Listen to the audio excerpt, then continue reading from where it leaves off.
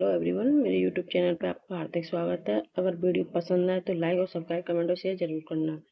मैं history class 6 की इतिहास चैप्टर 6 है, उसको मैं पढ़ाऊंगी। देखते हैं इसमें दिया क्या है। नए प्रश्न, नए विचार। अंगा निकली सैर पर। अंगा आज पहली बार अपने स्कूल की ओर से सैर पर जा रही थी। इसके लिए उसने देर रात पुणे महाराष्ट्र से वाराणसी उत्तर प्रदेश की ट्रेन पकड़ी। स्टेशन पर अंगा को छोड़ने आई उसकी माँ ने अध्यापिका से कहा, बच्चों को बौद्ध के बारे में बताने के साथ साथ उन्हें सरनाथ दिखाने भी ले जाइए। मतलब जो अंगा जी हैं, उनको स्टेशन मतलब उत्तर प्रदेश आई हैं ट्रेन पकड़कर, और उन्होंने बोला कि अध्यापक से कहा है बच्चों को बुद्ध के बारे में और उनके साथ साथ सरनाथ दिखाने भी ले जाइए। बुद्ध की कहानी। बौद्ध धर्म के संस्थापक सिद्धार्थ थे, जिन्हें गौतम के नाम से भी जाना जाता है। गौतम के जो बौद्ध धर्म के संस्थापक थे, वो सिद्धार्थ थे, और उनके किस नाम से जाना जाता है? गौतम के नाम से जाना जाता है। उसका नाम लगभग 2500 वर्ष पूर्व हुआ था। यह वह समय था जब लोगों के जीवन में तेजी से परिवर्तन हो रहे थे। जैसा कि तुमने अध्याय 5 में पढ़ा, महाजनपदों के कुछ राजा इस समय बहुत शक्तिशाली हो गए थे। जो राजा थे महाजनपदों के, वो कैसे हो गए थे? बहुत शक्तिशाली हो गए थे। हजारों सालों के बाद फिर से एक नगर उभर रहे थे। गांव के जीवन में बदलाव आ रहा था। अध्याय 9 देखो। बहुत से विचारक इन परिवर्तनों को समझने का प्रयास कर रहे थे।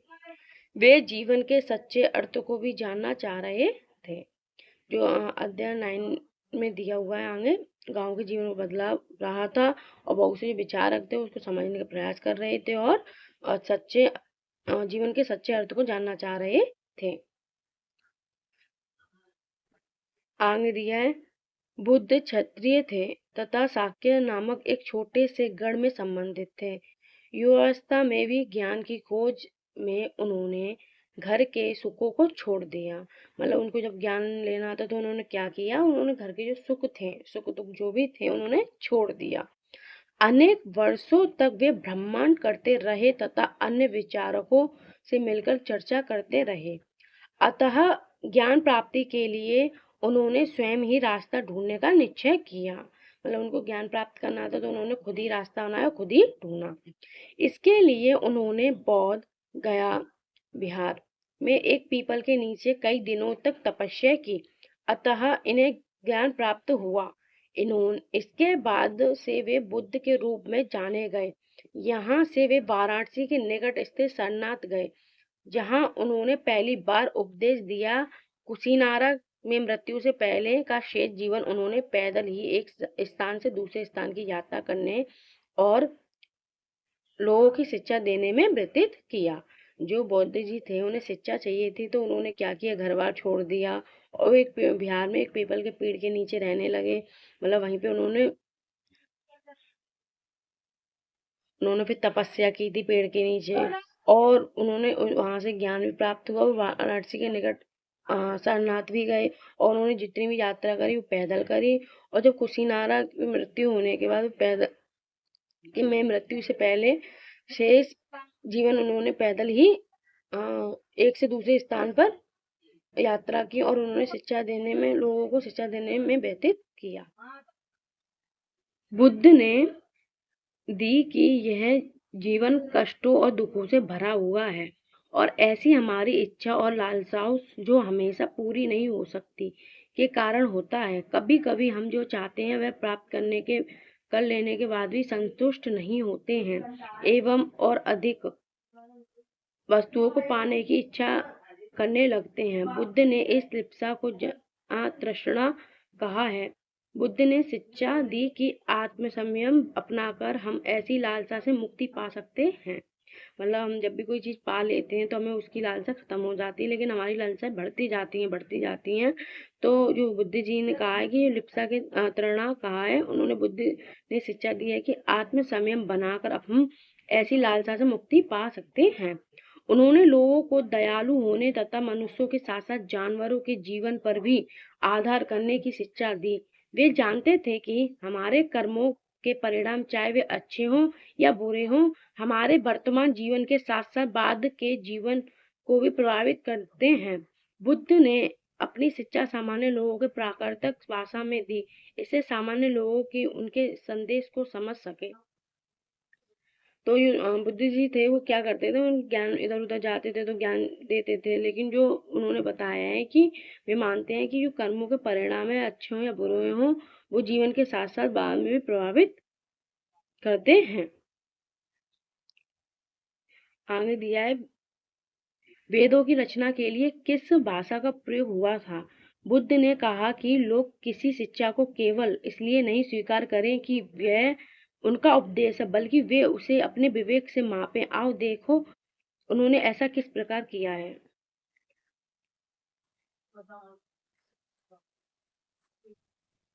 आगे दिया है किस्सा गोप्ती की कहानी। यह बुद्ध के विषय में एक प्रसिद्ध कहानी है। एक समय की बात है, किस्सा गोमती नामक एक स्त्री का पुत्र मर गया। इस बात से वह इतनी दुखी हुई कि वे अपने बच्चे को गोद में लिए नगर की सड़कों पर घूम घूम कर लोगों से प्रार्थना करने लगी कि कोई उसके पुत्र को जीवित कर दे। एक भला व्यक्ति उसे बुद्ध के पास ले गया। बुद्ध ने कहा, मुझे एक मुट्ठी सरसों के बीज लाकर दो, मैं तुम्हारे पुत्र को जीवित कर दूंगा। किसान गोमती बहुत प्रसन्न हुई, पर जैसे ही वह बीज लाने के लिए जाने लगी तो बुद्ध ने उसे रोका और कहा, ये बीज एक ऐसे घर से मांग कर लाओ जहाँ किसी की मृत्यु ना हुई हो। किस्सा गोमती एक दरवाजे से दूसरे दरवाजे गई, लेकिन वह जहाँ भी गई उसने पाया कि हर घर में किसी न किसी के पिता, माता, बहन, भाई, पति, पत्नी, बच्चे, चाचा, चाची, दादा, दादी की मृत्यु हुई थी। बुद्ध दुखी माँ को क्या शिक्षा देने से प्रयास कर रहे थे। तो इसमें एक स्टोरी दे रखी है कि जो किस्सा घूमती है उनके बच्चे की मृत्यु हो गई है, तो वो गली गली घूम रही हैं अपने बच्चे को जीवित करने के लिए। तो किसी ने उनको बुद्ध के पास ले गए, तो बुद्ध ने कहा कि एक मुट्ठी चावल लेके आओ उस घर से जिस घर में मृत्यु नहीं हुई हो। आगे देखते हैं, आगे दिया हुआ है उपनिषद। पहले ये पढ़ते हैं, भारतीय दर्शन की 6 पद्धति। सदियों से भारत द्वारा सत्य की बौद्धिक खोज का प्रतिनिधित्व दर्शन की 6 शाखाओं ने किया। ये वैश्विक न्याय, संख्या, योग, पूर्व मीमांसा और वेदांत या उत्तर मीमांसा के साथ जाने जाते हैं।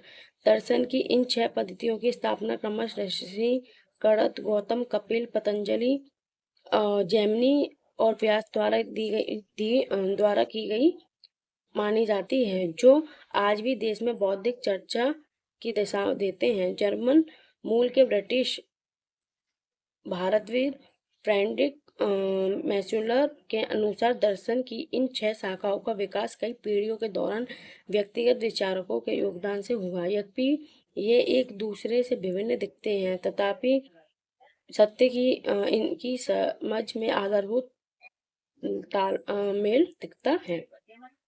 भारतीय दर्शन की 6 पद्धति दे रखी है इसमें, तो इसमें आप पढ़ते हैं उपनिषद। इसी समय बहुत से दूसरे अन्य चिंतक भी दार्शनिक प्रश्नों का उत्तर ढूंढना प्रयास कर रहे थे। उनमें से कुछ मृत्यु के बाद के जीवन के बारे में जानना चाहते थे, जबकि अन्य यज्ञों की उपयोगिता के बारे में जानने के उत्सुक थे। इनमें से अधिकांश चिंतकों को मानना था कि इस विश्व में कुछ ऐसा है जो कि स्थायी है और जो मृत्यु के बाद ही बचा रहता है। इन्होंने इसका वर्णन आत्मा तथा ब्रह्मा अथवा सार्वभौम आत्मा के रूप में किया है। वे मानते थे कि अतः आत्मा और ब्रह्म के एक ही हैं। ऐसे कई विचारों का संकलन उपनिषदों में हुआ। उपनिषद उत्तर वैदिक ग्रंथों का हिस्सा थे। उपनिषद को शाब्दिक अर्थ है गुरु के समीप बैठना। इन ग्रंथों में अध्यापकों और विद्यार्थियों के बीच बातचीत का संकलन किया गया। प्राय ये विचार सामान्य वार्तालाप के रूप में प्रस्तुत किए गए। जो औपनिषद था उसका तात्पर्य बताया गुरु के समीप बैठना। ये वार्तालाप हो रही थी अध्यापक विद्यार्थियों के बीच में। आगे दिया है बुद्धिमानी भिखारी। इसकी स्टोरी पढ़ते हैं क्या दिया है। यह वार्तालाप छयोद उपनिषद नामक प्रसिद्ध उपनिषद की एक कहानी पर आधारित है। शौनक व अभिप्रणिक नामक दो ऋषि सार्वभौम आत्मा की उपासना करते थे। एक बार जो ही वे भोजन करने के लिए बैठे, एक भिखारी आया और भोजन मांगने लगा। शौनक ने कहा, हम तुम्हें कुछ नहीं दे सकते। भिखारी ने पूछा, विद्वान आप किसकी उपासना करते हैं? अभिप्रातार्णिक ने उत्तर दिया, सार्वभौम आत्मा की। ओह, इसका मतलब आप ये जानते हैं कि यह सार्वभौम आत्मा संपूर्ण विश्व के विद्वान हैं? ऋषियों ने कहा, हाँ हाँ, हम यह जानते हैं। भिखारी ने फिर पूछा, अगर यह सार्वभौम आत्मा संपूर्ण विश्व के विद्वान है, तो यह मेरे अंदर भी विद्वान है। मैं कौन हूँ? मैं इस विश्व का एक भाग ही तो हूँ। तुम सत्य बोलते हो युवा ब्राह्मण, इसलिए हे ऋषियों, मुझे भोजन न देकर आप उस सार्वभौम आत्मा को भोजन देने से मना कर रहे हैं। भिखारी की बातचीत की सच्चाई जानकर ऋषियों ने उसे भोजन दे दिया। भिखारी ने भोजन पाने के लिए ऋषियों को किस तरह मनाया? तो इसमें एक स्टोरी दे रखी, बुद्धिमान भिखारी की किस तरीके से ऋषियों को किस तरह मनाया भिखारी ने। आगे पढ़ेंगे कि इन चर्चाओं में भाग लेने वाले अधिकांश पुरुष ब्राह्मण तथा राजा होते थे। कभी कभी गगरी, अपाला, घोषा, मैत्रेयी जैसी स्त्री विचारकों का भी उल्लेख मिलता है, जो अपनी वैधता के लिए जानी जाती थी और वाद विवाद के भाग लिया करती थी। निधन व्यक्ति इस तरह के वाद विवाद से बहुत कम ही हिस्सा लेते थे। इस तरह का एक प्रसिद्ध अपवाद सत्यकाम जवाल का है। सत्यकाम जवाल का नाम उसकी दासी माँ के नाम पर पड़ा। सत्यकाम के मन में सत्य जानने की तीव्र जिज्ञासा उत्पन्न हुई। गौतम नामक एक ब्राह्मण ने उन्हें अपने विद्यार्थी के रूप में स्वीकार किया तथा वह अपने समय के सर्वाधिक प्रसिद्ध विचारकों में से एक बन गए। उपनिषदों के कई उपविचारों का विकास बाद में प्रसिद्ध विचारक शंकराचार्य के द्वारा किया गया, जिनके बारे में तुम 7 में पढ़ोगे। तो आगे दे रखा है कि किस तरीके से ये इसमें दिया कि किस तरीके से जो गौतम बुद्ध थे किस तरीके से उनको विद्यार्थी के रूप में स्वीकार किया। तो अब आगे पढ़ते हैं कि इसके आगे की जानकारी तो मैं आप कक्षा 7 में पढ़ेंगे और इसके आगे का पढ़ते हैं। आगे दिया है व्याकरणिक पाणिनि। ये पढ़ते हैं। एक युग में कुछ अन्य विद्वान की खोज कर रहे थे। उन्हीं प्रसिद्ध विद्वानों ने एक पाणिनि के संस्कृत भाषा में व्याकरण की रचना की। उन्होंने स्वरों तथा व्यंजनों को एक विशेष क्रम में रखकर उनके आधार पर सूत्रों की रचना की।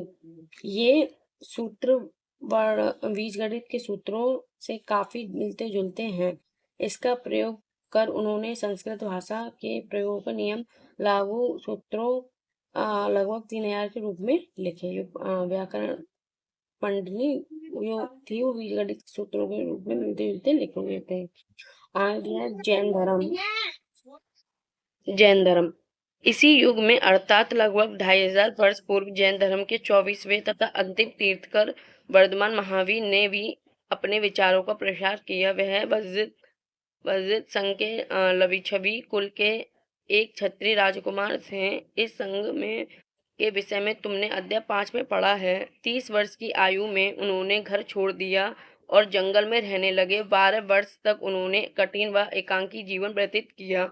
इसके बाद उन्हें ज्ञान प्राप्त हुआ। उनकी शिक्षा सरल थी। सत्य जानने की इच्छा रखने वाले प्रत्येक स्त्री व पुरुष को अपना घर छोड़ देना चाहिए।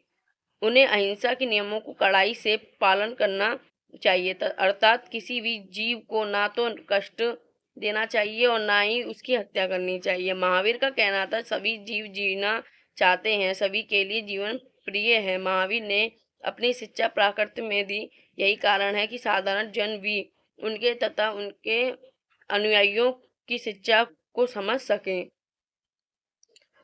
महावीर ने अपनी शिक्षा प्राकृत में दी। यही कारण है कि साधारण जन भी उनके तथा उनके अनुयायियों की शिक्षाओं को समझ सके। देश के अलग अलग हिस्सों में प्राकृत अलग अलग रूप से प्रचलित है। प्रचलन क्षेत्र के आधार पर ही उनके अलग अलग नाम थे। जैसे मगध में बोली जाने वाली प्राकृतिक मंगधी कहलाती थी। जो मगध में बोली वाली भाषा जो थी वो कौन सी थी? मगध थी। जैन नाम से जाने गए महावीर को अनुयायियों को भोजन के लिए भिक्षा मांगकर सदा सादा जीवन बिताना होता था। उन्हें पूरी तरह से ईमानदार होना पड़ता था तथा चोरी न करने की उन्हें सख्त हिदायत थी। उन्हें ब्रह्मचर्य का पालन करना होता था। पुरुषों को वस्त्रों सहित सब कुछ त्याग देना पड़ता था। अधिकांश व्यक्तियों के लिए ऐसे कड़े नियमों का पालन करना बहुत कठिन था। फिर भी हजारों व्यक्तियों ने इस नई जीवन शैली को जानने तथा सीखने के लिए अपने घरों को छोड़ दिया। कई अपने घरों पर ही रहे और भिक्षु भिक्षुणी बने। लोगों को भोजन प्रदान कर उनकी सहायता करते रहे। जो महावीर जी थे जैन धर्म के, उन्होंने चोरी करने का सख्त हिदायत थी और ब्रह्मचर्य पालन करना होता था उन्हें, और पुरुषों को वस्त्रों सहित सब कुछ त्याग देना पड़ता था और उनके कड़ी नियम का पालन करना बहुत कठिन था। हजारों व्यक्तियों के जीवन शैली को जानने और सीखने के लिए घरों को छोड़ दिया। कई अपने घरों पर ही रहे और विश्व भिक्षुणी बने। लोग भोजन प्राप्त कर उनकी सहायता करते रहे। मुख्य व्यापारियों ने जैन धर्म का समर्थन किया। किसानों के लिए इन नियमों का पालन अत्यंत कठिन था क्योंकि फसल की रक्षा के लिए कई कीड़े मकोड़ों को मारना पड़ता था। बाद की सदियों में जैन धर्म उत्तर भारत के कई हिस्सों में साथ साथ गुजरात, तमिलनाडु, कर्नाटक में भी फैल गया। महावीर तथा अनुयायियों की शिक्षा कई शताब्दियों तथा मौखिक रूप में रही। वर्तमान रूप में उपलब्ध जैन धर्म की शिक्षाएं लगभग 1500 वर्ष पूर्व गुजरात में बालवी नामक स्थान पर लिखी गई थी। मानचित्र 7/89 में देखें। ये दिया है कि जैन शब्द जिन शब्द से निकला है जिसका अर्थ होता है विजेता। आगे दिया है संघ। महावीर तथा बुद्ध दोनों को ही मानना था कि घर का त्याग करने पर ही सच्चा ज्ञानी प्राप्ति हो सकती है। ऐसे लोगों के लिए उन्होंने संघ नामक संगठन बनाया जहां घर का त्याग करने वाले लोग एक साथ रह सकें। संघ में रहने वाले बौद्ध भिक्षुओं के नाम के लिए बनाए गए नियम विनयपिटक नामक ग्रंथ में मिलते हैं। विनयपिटक से हमें पता चलता है कि संघ वे पुरुषों और स्त्रियों में रहने की अलग अलग व्यवस्था थी। सभी व्यक्ति संघ के में प्रवेश ले सकते थे। हालांकि संघ में प्रवेश के लिए बच्चों को अपने माता पिता से, दासों को अपने स्वामी से, राजा के यहाँ काम करने वाले लोगों को राजा से तथा कर्जदारों को अपने देनदारों से अनुमति लेनी होती थी। एक स्त्री को इसके लिए अपने पति से अनुमति लेनी होती थी। इसमें बताया है कि में जो महावीर जी और बौद्ध दोनों मिलकर उन्होंने घर का त्याग किया और ज्ञान की प्राप्ति की और घर का त्याग करने वाले लोग साथ रह सके। संघ के रहने वाले बौद्ध भिक्षुओं के लिए बनाए गए नियम विनयपिटक नाम ग्रंथ भी मिलते हैं। तो और जब भी संघ पुरुष स्त्री रहने की अलग अलग व्यवस्था भी थी और वह सभी व्यक्ति संघ में प्रवेश ले सकते थे और बच्चों, अपने माता पिता, दासों, स्वामी, राजा और यहाँ काम करने वाले लोगों को, कर्जदारों, देनदारों अनुमति लेनी होती थी। एक स्त्री को अपने पति से अनुमति लेनी होती थी। संघ में प्रवेश लेने वाले स्त्री पुरुष बहुत सादा जीवन जीते थे। वे अपना अधिकांश समय ध्यान करने में बिताते थे और दिन के एक निश्चित रूप समय में वे शहरों तथा गांव में जाकर भिक्षा मांगते थे। यही कारण है कि उन्हें भिक्षु तथा भिक्षुणी कहा गया। वे आम लोगों को भिक्षा देते थे और साथ ही एक दूसरे की सहायता भी करते थे। किसी तरह की आपसी लड़ाई का निपटारा करने के लिए वे प्राय बैठक भी किया करते थे। संघ में प्रवेश लेने वाले में ब्राह्मण, क्षत्रिय, व्यापारी, मजदूर, नाई, गणिकाएं तथा दास भी शामिल थे। में से कई लोगों ने बुद्ध की शिक्षाओं के विषय में लिखा तथा कुछ लोगों के संग में अपने जीवन के विषय में सुंदर कविताएं की रचना की।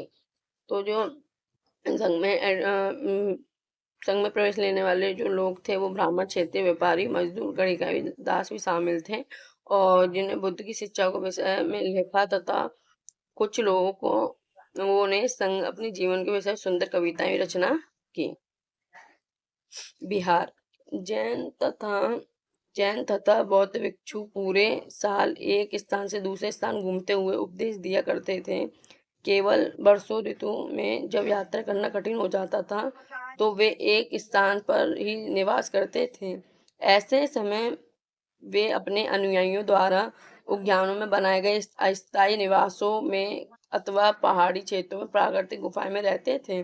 जैसे जैसे समय बीतता गया, भिक्षु भिक्षुणियों ने स्वयं तथा उनके समर्थकों ने अधिक स्थायी शरण स्थलों को आवश्यकता का अनुभव किया। तब कई शरण स्थल बनाए गए जिन्हें विहार कहा गया। आरंभिक विहार लकड़ी के बनाए गए तथा उन बाद में इनके निर्माण में ईंटों का प्रयोग होने लगा।